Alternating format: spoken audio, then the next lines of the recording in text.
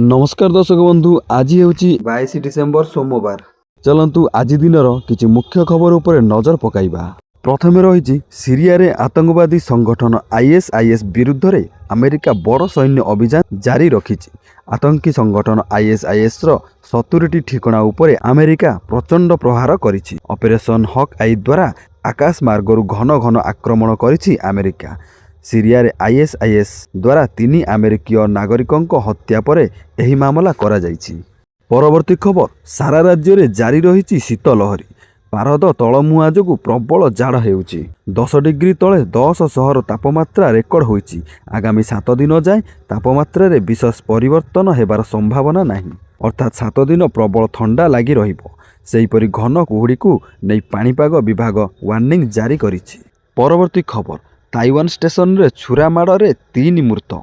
Australia बेलाभूमि रे आतंकिक बर्बर कांड पर एबे ताइवान रो मेट्रो स्टेशन, ताइवान रो राजधानी ताइपेई रो मेट्रो स्टेशन रे दुर्बृत्तों छुरा माड़ रे 3 जनक मृत्यु होइतिबा बेले अनेक आहत होइछन्ति। लोक गहली थिबा मेट्रो स्टेशन रे आक्रमणकारी जनक जहाकू पारिला ताकू छुरी मारी चलिला। फल लोक माने प्राण विकल रे जीए जुआडे पारिले धाई थिबार देखिबा पई मिलिछि। परवर्ती खबर, आज भारत पाक टक्कर। पुणी क्रिकेट मैदान रे सामना सामनी हेबे भारत पाकिस्तान। हेले एथर युव वर्ग रे 19 वर्षरु कम एशिया कप फाइनाल रे भारत पाकिस्तान मध्य रे टाइटल पाई टक्कर हेबो। दुबई रे खेला जाइथिबा द्वितीय सेमीफाइनाल रे श्रीलंका को 8 विकेट रे परास्त करिछि भारत। एहा सह फाइनाल रे प्रवेश करिछि 19 वर्षरु कम भारतीय दल। 20 ओभर रे श्रीलंका 8 विकेट हराई 138 रन करिथिला। परवर्ती खबर, एथर गेरुआ हब कि पश्चिमबंग। आगकू निर्वाचन थिबा बेले एबेठारु पश्चिमबंग उपरे फोकस करलेनी मोदी। एथर पश्चिमबंग खेलिपारे मोदी मैजिक, कारण यह पूर्वरु मोदी जो राज्य को फोकस करिसंती सेठारे बीजेपी रो विपुल विजय होइछि। बीजेपी रो वरिष्ठ नेता माने बारंबार कहि सारिसंती एथर टार्गेट पश्चिमबंग, तेणु मोदी को फोकस एबे पश्चिमबंग उपरे रहिछि। परवर्ती खबर, ओडिशा रे बड़ नियुक्ति सुजोग। हैदराबाद इन्वेस्टर्स मीट रे आसिला 67,000 कोटी पुंजी निवेश प्रस्ताव। फल रे मोट 56,000 नियुक्ति सुजोग सृष्टि हेबो। एही अवसर रे मुख्यमंत्री मोहन चरण माझी कहिसंती भारत अभिवृद्धिर इंजिन पालटिबो ओडिशा। इन्वेस्टर्स मीट रे राज्य सरकार 13टी MOU स्वाक्षर करिसंती। एही कंपनी गुड़िक राज्य रे 27,650 कोटी टंकार पुंजी निवेश करिवे और 15,905 नियुक्त उपलब्ध कराइबे। परवर्ती खबर, अशुभ शनिवार और काल रात्रि जीवन नेइछि राजधानी एक्सप्रेस। आउ निरीह हाथी रक्त रंजित होइछि रेल धारणा। एही बड़ दुर्घटना आसाम होजाई रे होइछि। रेल धारणा पार करुथिबा हाथीपल को धक्का देइछि साईरंग नुआ दिल्ली राजधानी एक्सप्रेस, जहा फल 8 हाथी मृत्यु होइथिबा बेले गोटिए छुआ हाथी आहत होइछि। घटना एते जबरदस्त थिला जे राजधानी मध्य इंजिन एवं 5टी कोच लाइनच्युत होइछि। सरकारक बड़ भेटी, नुआ वर्षरु कमिबो गैस दर। आगामी वर्ष आपणक पई किछि भल खबर नै कि आसीछि। आपण जानुआरी 1 रे नूतन वर्ष पालन करुथिबा समय रे सरकार आपणक एक उपहार मध्य देई पारंती। प्रति मासर 1 तारिख रे अनेक आर्थिक नियम एवं मूल्य परिवर्तन करा जाए। एथर साधारण लोकंक द्वारा व्यवहृत गैस सिलिंडर रो मूल्य ह्रास पाइपारे बोली आशा करा जाउछि। परवर्ती खबर, क्रिकेट महोत्सव IPL 2026 आरंभ हेबाकू, किंतु IPL आरंभ हेबा पूर्वरु ही पंजाब किंग्स पाई खराब खबर आसीछि। पंजाब रो स्टार बोलर युजवेंद्र चहलंक स्वास्थ्य अवस्था एबे बहुत खराब एवं डाक्तर माने तांको विश्राम नेबा पाई परामर्श दैचंती। युजवेंद्र चहल प्रकाश करिसंती जे से डेंगू एवं चिकन गुनिया रे पीड़ित अछंती। परवर्ती खबर, जळुची बांग्लादेश। छात्र नेता को हत्या नहीं बांग्लादेश रे व्यापक हिंसाकांड। छात्र नेता शरीफ ओस्मान हादी हत्यार प्रतिवाद रे तांको समर्थन माने राजरास्ता को ओह्लाइछंती। उस्मान हादी नेतृत्व रे गत वर्ष बांग्लादेश रे छात्र आंदोलन मुंड टेकिथिला। डिसेम्बर 12 तारिख रे मुखा बिंधा दुर्बृत्त गुली करिथिले। तांकर मृत्यु होइछि। एहा परे स्थिति नेइछि उग्र रूप। ପରବର୍ତ୍ତୀ ଖବର ନୂଆବର୍ଷରୁ ରାଜପଥରେ ଗାଡ଼ି ଚଳାଉଥିଲେ ସାବଧାନ ଅଧିକ ସ୍ପିଡ୍ ହେଲେ ଆପେ କଟିବ ଚାଲାଣ କେନ୍ଦ୍ର ସରକାର 2026 ସୁଦ୍ଧା ଦେଶରେ ସାଟେଲାଇଟ୍ ଆଧାରିତ ଟୋଲ୍ ବ୍ୟବସ୍ଥାକୁ ଲାଗୁ କରିବାକୁ ଯାଉଛନ୍ତି। ଏହି ନୂଆ ନିୟମ ଅନୁସାରେ ଟୋଲ୍ ଗେଟ୍ରେ ଗାଡ଼ି ଅଟକାଇବାକୁ ପଡ଼ିବ ନାହିଁ। ଘଣ୍ଟା ପ୍ରତି 80 କିମି ବେଗରେ ଗାଡ଼ି ଚଳାଇଲେ କ୍ୟାମେରା ଦ୍ୱାରା ସିଧାସଳଖ ବ୍ୟାଙ୍କ ଖାତାରୁ ଟଙ୍କା କଟିଯିବ। କେନ୍ଦ୍ରମନ୍ତ୍ରୀ ନୀତିନ ଗଡ଼କରୀ ସଂସଦରେ ଏନେଇ ସୂଚନା ଦେଇଛନ୍ତି। କିନ୍ତୁ ଏଥିରେ ଏକ ବଡ଼ ସତର୍କ ଘଣ୍ଟି ରହିଛି। ଯଦି ଆପଣ ଦୁଇଟି ଟୋଲ୍ ପ୍ଲାଜା ମଧ୍ୟରେ ଥିବା ଦୂରତାକୁ ନିର୍ଦ୍ଧାରିତ ସମୟ ପୂର୍ବରୁ ଅତିକ୍ରମ କରନ୍ତି ତେବେ ସିଷ୍ଟମ୍ ଆପଣଙ୍କୁ ଦ୍ରୁତ ଗତି ପାଇଁ ଚିହ୍ନଟ କରିବ ଏବଂ ଅଟୋମେଟିକ୍ ଚାଲାଣ କଟିବ। ତେଣୁ ସମୟ ବଞ୍ଚାଇବା ଚକ୍କରରେ ଜୋରରେ ଗାଡ଼ି ଚଳାଇଲେ ଜୋରିମାନା ଦେବା ପାଇଁ ପଡ଼ିପାରେ। ନୂଆବର୍ଷରେ ମୋଦି ସରକାରଙ୍କ ବଡ଼ ଉପହାର। ଜାନୁଆରୀ 1ରୁ ଶସ୍ତା ହେବ ଏହିସବୁ ଜିନିଷ। ଦେଶବାସୀଙ୍କ ପାଇଁ ଖୁସି ଖବର। ନୂତନ ବର୍ଷ 2026 ଆରମ୍ଭରୁ ସାରା ଦେଶରେ ଗ୍ୟାସ୍ ଦର କମିବା ପାଇଁ ଯାଉଛି। ପେଟ୍ରୋଲିୟମ ଏବଂ ପ୍ରାକୃତିକ ଗ୍ୟାସ୍ ନିୟାମକ ବୋର୍ଡ PNGRBର ଘୋଷଣା ଅନୁଯାୟୀ ଜାନୁଆରୀ 1ରୁ CNG ଏବଂ ଘରୋଇ PNG ଗ୍ରାହକମାନେ ୟୁନିଟ୍ ପିଛା 2ରୁ 3 ଟଙ୍କା ପର୍ଯ୍ୟନ୍ତ ସଞ୍ଚୟ କରିପାରିବେ। ନୂଆ ନିୟମରେ ଦର ନିର୍ଦ୍ଧାରଣ ପାଇଁ ଥିବା 3ଟି ଜୋନ୍କୁ ହ୍ରାସ କରି 2ଟି କରାଯାଇଛି। ଏବେ ପ୍ରଥମ ଜୋନ୍ ପାଇଁ ଦର ମାତ୍ର 54 ଟଙ୍କା ସ୍ଥିର କରାଯାଇଛି, ଯାହା ପୂର୍ବରୁ ଦୂରତା ଅନୁସାରେ 80ରୁ 107 ଟଙ୍କା ପର୍ଯ୍ୟନ୍ତ ଥିଲା।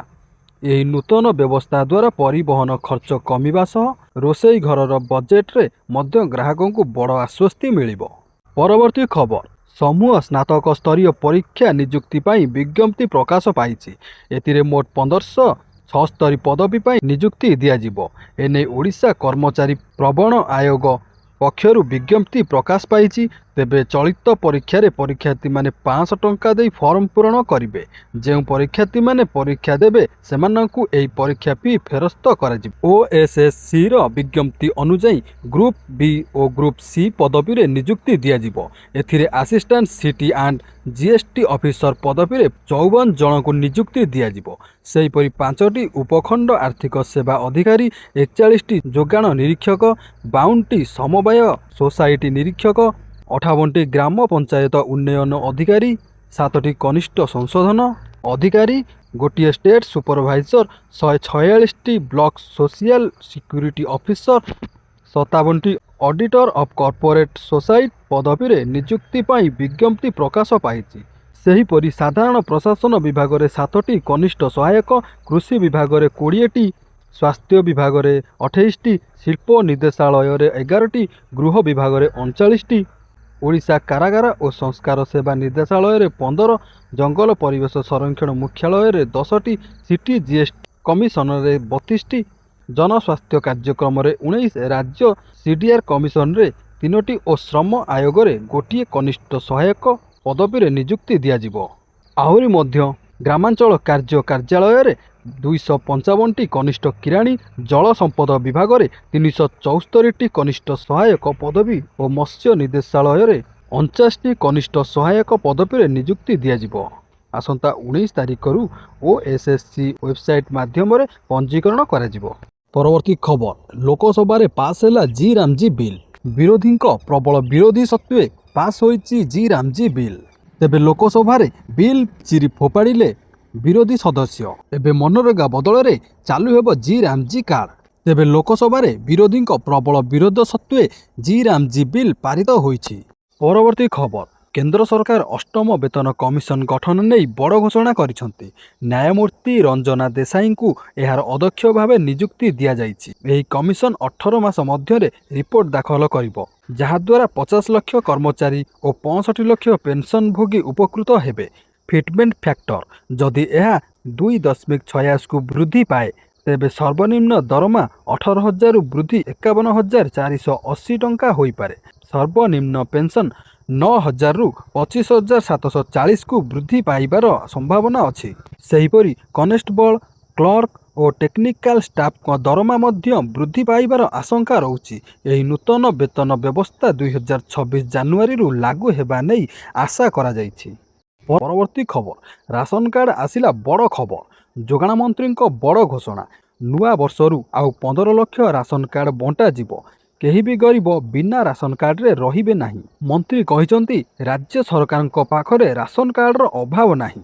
ଏଯାଏଁ ସାରା ରାଜ୍ୟରେ 6,39,000 କାର୍ଡ଼ ବଣ୍ଟା ସରିଛି। ଆହୁରି 15 ଲକ୍ଷ କାର୍ଡ଼ ଆମ ପାଖରେ ଅଛି।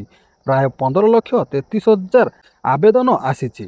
ସେଥିରୁ ଅଯୋଗ୍ୟଙ୍କୁ ବାଦ୍ ଦେଇ ସମସ୍ତ ଯୋଗ୍ୟଙ୍କୁ ରାସନ କାର୍ଡ଼ ମିଳିବ ବୋଲି କହିଛନ୍ତି ମନ୍ତ୍ରୀ।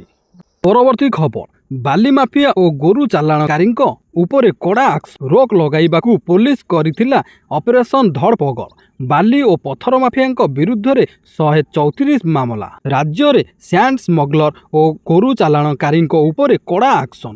ଚୋରା ବାଲି, ମୋରମ, ମାଙ୍କଡ଼ା ପଥର ମାଫିଆ ତଥା ବେଆଇନ ଗୋ ଚାଲାଣକାରୀଙ୍କ ଉପରେ ପୋଲିସ ଆକ୍ସନ ମୋଡ଼କୁ ଆସିଛି। ଘନ ଘନ ରେଡ୍ ସହ ମାଫିଆଙ୍କ ଉପରେ ନିଆଯାଉଛି କଠୋର କାର୍ଯ୍ୟାନୁଷ୍ଠାନ। ଲଘୁ ଖଣିଜ ଦ୍ରବ୍ୟ ଚୋରା ଚାଲାଣ ଓ ଗୋରୁ ଚାଲାଣ ଉପରେ ରୋକ ଲଗାଇବାକୁ କିଛି ଦିନ ଧରି ପୋଲିସ ଚଳାଇଥିଲା ଅପରେସନ ଧରପଗଡ଼ ଅଭିଯାନ।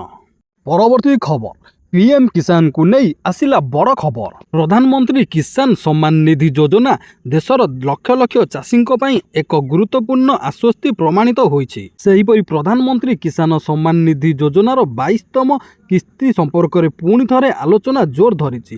ନୂତନ ବର୍ଷ 2026 ଆରମ୍ଭରେ ଚାଷୀମାନେ ଖୁସି ଖବର ପାଇବେ ବୋଲି ଆଶା କରାଯାଉଛି। ପୂର୍ବ 21ତମ କିସ୍ତି 19 ନଭେମ୍ବର 2025ରେ ଜାରି କରାଯାଇଥିଲା, ଯେଉଁଥିରେ ଦେଶର 9 କୋଟିରୁ ଅଧିକ ଚାଷୀ ବ୍ୟାଙ୍କ ଆକାଉଣ୍ଟକୁ ସିଧାସଳଖ 2,000 ଟଙ୍କା ସ୍ଥାନାନ୍ତର କରାଯାଇଥିଲା। ତେବେ ସରକାର ପୂର୍ବରୁ ସ୍ପଷ୍ଟ କରିସାରିଛନ୍ତି ଯେ ଯଦି ଜଣେ ଚାଷୀ ଏହି ଯୋଜନା ଅନୁଯାୟୀ ଆବଶ୍ୟକୀୟ ସର୍ତ୍ତାବଳୀ ପୂରଣ କରିବାରେ ବିଫଳ ହୁଅନ୍ତି, ତେବେ ସେମାନଙ୍କର କିସ୍ତିକୁ ରୋକି ଦିଆଯାଇପାରେ। ତେବେ ପ୍ରଥମେ ରହିଛି ଇ-KYC ପୁରା ହୋଇନଥିଲେ ସରକାର ଇ-KYCକୁ ବାଧ୍ୟତାମୂଳକ କରିଛନ୍ତି। ଯଦି ଆପଣଙ୍କର ଇ-KYC ଅସମ୍ପୂର୍ଣ୍ଣ ଥାଏ, ତେବେ ପରବର୍ତ୍ତୀ କିସ୍ତି ଆପଣଙ୍କ ଆକାଉଣ୍ଟରେ ଜମା ହେବ ନାହିଁ। ଦ୍ୱିତୀୟଟି ହେଉଛି, ଯଦି ଆପଣଙ୍କ ବ୍ୟାଙ୍କ ଆକାଉଣ୍ଟ ଆଧାର ସହିତ ଲିଙ୍କ ହୋଇନାହିଁ କିମ୍ବା DBT ସେବା ସକ୍ଷମ ହୋଇନାହିଁ, ତେବେ ଟଙ୍କା ସ୍ଥାନାନ୍ତରିତ ହେବ ନାହିଁ। ତାହେଲେ ଦର୍ଶକ ବନ୍ଧୁ, ପିଏମ କିଷାନର 22ତମ କିସ୍ତି ମିଳିବା ପୂର୍ବରୁ ଆପଣ ଏହିସବୁ କାମଗୁଡ଼ିକ କରାଇ ନିଅନ୍ତୁ।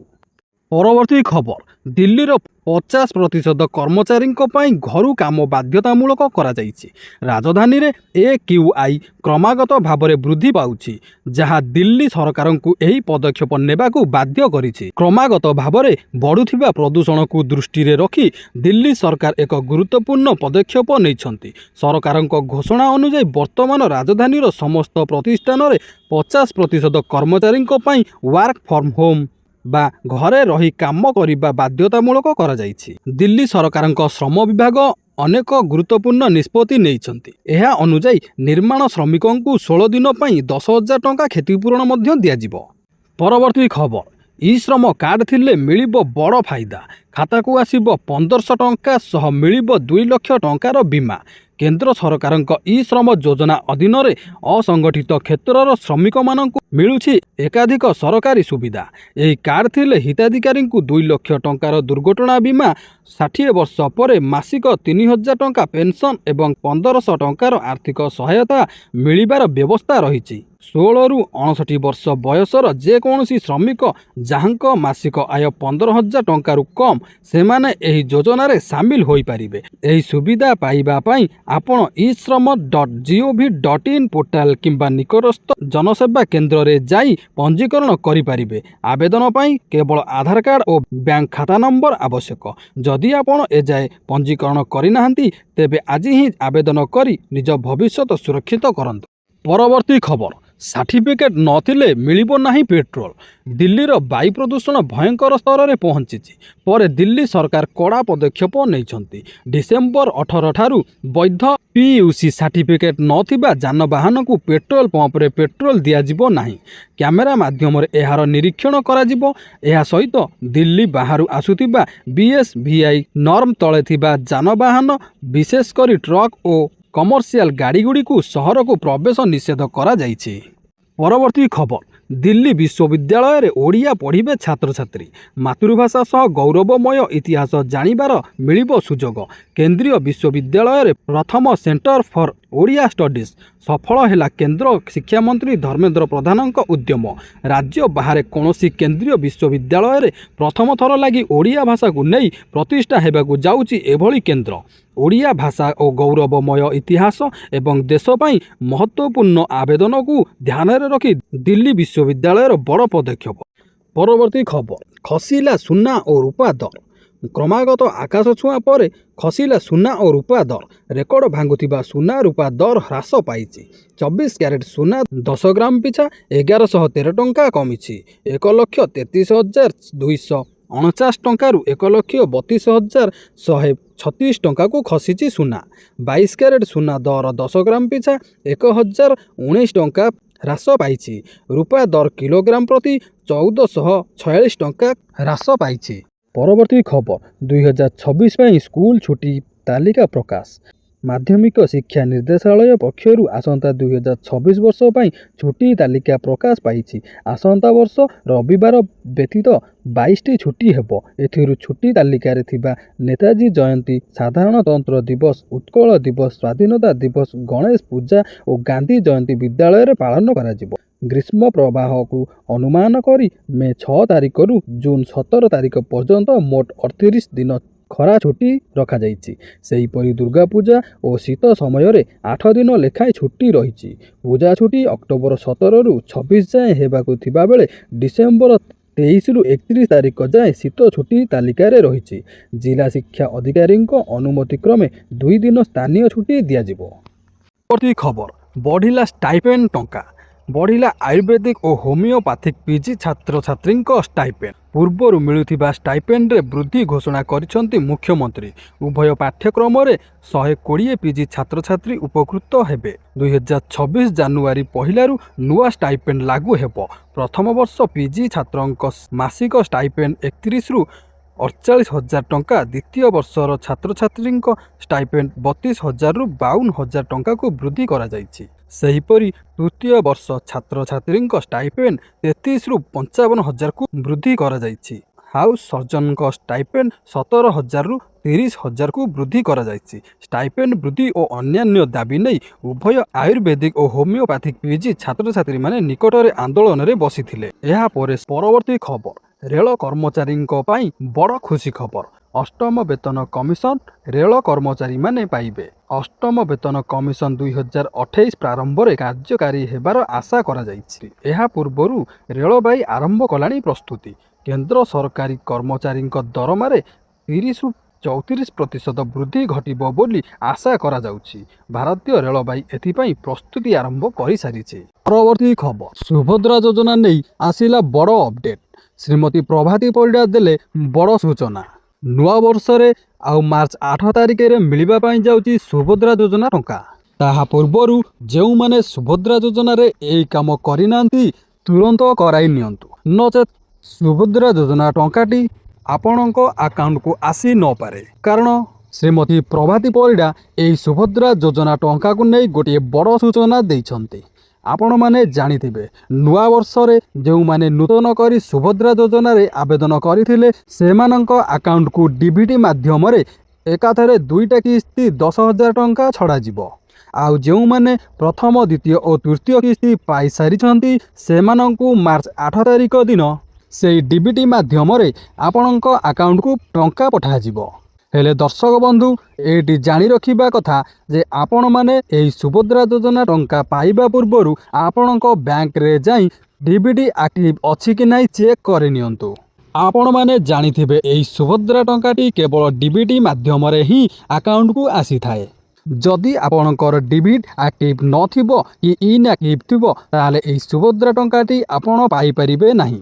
ଏହି ଡିବିଟି କାରଣ ଯୋଗୁଁ ବହୁ ହିତାଧିକାରୀମାନଙ୍କର ଟଙ୍କା ଏପର୍ଯ୍ୟନ୍ତ ମଧ୍ୟ ଆକାଉଣ୍ଟକୁ ଆସିପାରୁନାହିଁ। ତେଣୁକରି ଆପଣମାନେ ଆପଣଙ୍କ ବ୍ୟାଙ୍କରେ ଡିବିଟି ଆକ୍ଟିଭ ଅଛି କି ନାହିଁ ତୁରନ୍ତ ଚେକ୍ କରନ୍ତୁ। ଏଥିପାଇଁ ଆପଣମାନେ ଆପଣଙ୍କର ବ୍ୟାଙ୍କକୁ ଯାଇ ଚେକ୍ କରିପାରିବେ, ନଚେତ୍ ସୁଭଦ୍ରା ଯୋଜନା ପୋର୍ଟାଲକୁ ଯାଇ ନାଓ ୟୋର ଷ୍ଟାଟସକୁ ଯାଇ ଆପଣମାନେ ଆପଣଙ୍କର ଡିବିଟି ଆକ୍ଟିଭ ଅଛି କି ନାହିଁ ଚେକ୍ କରିପାରିବେ। ତାହା ସହିତ ଆପଣଙ୍କର ମୋବାଇଲ ନମ୍ବର ଆଧାର କାର୍ଡ଼ରେ ଲିଙ୍କ ଥିବା ନିହାତି ଜରୁରୀ ଅଟେ। ଯଦି ଆପଣଙ୍କର ମୋବାଇଲ ନମ୍ବର ଆଧାର କାର୍ଡ଼ରେ ଲିଙ୍କ ନଥିବ ତାହେଲେ ମଧ୍ୟ ଆପଣଙ୍କର ସୁଭଦ୍ରା ଟଙ୍କାଟି ଆସିପାରିବ ନାହିଁ। ତେଣୁକରି ଦର୍ଶକ ବନ୍ଧୁ, ସୁଭଦ୍ରା ଯୋଜନାରେ ମିଳିବାକୁ ଥିବା ଚତୁର୍ଥ କିସ୍ତି, ତାହା ସହିତ ନୂଆ ବର୍ଷରେ ଯେଉଁ ନୂତନ ହିତାଧିକାରୀମାନଙ୍କୁ ଏକାଥରେ 10,000 ଟଙ୍କା ମିଳିବା ପାଇଁ ଯାଉଛି ସେମାନେ ମଧ୍ୟ ନିଜ ନିଜର ଡିବିଟି ଚେକ୍ କରିନିଅନ୍ତୁ। ପରବର୍ତ୍ତୀ ଖବର ରାସନ କାର୍ଡକୁ ନେଇ ବଡ଼ ଘୋଷଣା। ଖାଦ୍ୟ ଓ ଯୋଗାଣ ମନ୍ତ୍ରୀ କୃଷ୍ଣ ପାତ୍ରଙ୍କର ବଡ଼ ଘୋଷଣା। 8,16,000 ରାସନ କାର୍ଡ଼ କଟିଛି। 96% EKYC ସରିଛି। 8 ଲକ୍ଷରୁ ଉର୍ଦ୍ଧ୍ୱଙ୍କ ରାସନ କାର୍ଡ଼ କଟିଛି। ସୂଚନା ଦେଲେ ଖାଦ୍ୟ ଯୋଗାଣ ମନ୍ତ୍ରୀ କୃଷ୍ଣ ପାତ୍ର।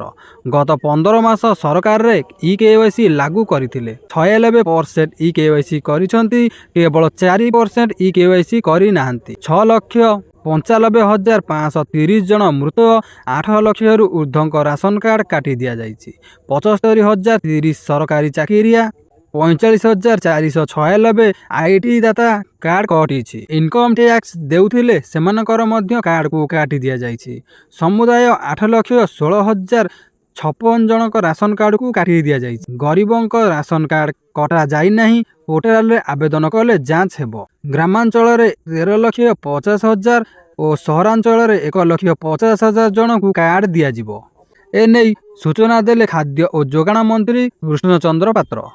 ଦର୍ଶକ ବନ୍ଧୁ, ଯଦି ଭିଡ଼ିଓଟି ଭଲ ଲାଗିଥାଏ ଲାଇକ୍ କରନ୍ତୁ, ସେୟାର କରନ୍ତୁ। ଯଦି ଚ୍ୟାନେଲକୁ ନୂଆ କରି ଆସିଛନ୍ତି ଚ୍ୟାନେଲକୁ ସବସ୍କ୍ରାଇବ୍ କରି ପାଖରେ ଥିବା ବେଲ୍ ଆଇକନ୍କୁ ପ୍ରେସ୍ କରନ୍ତୁ। ରହୁଛି, ଜୟ ଜଗନ୍ନାଥ।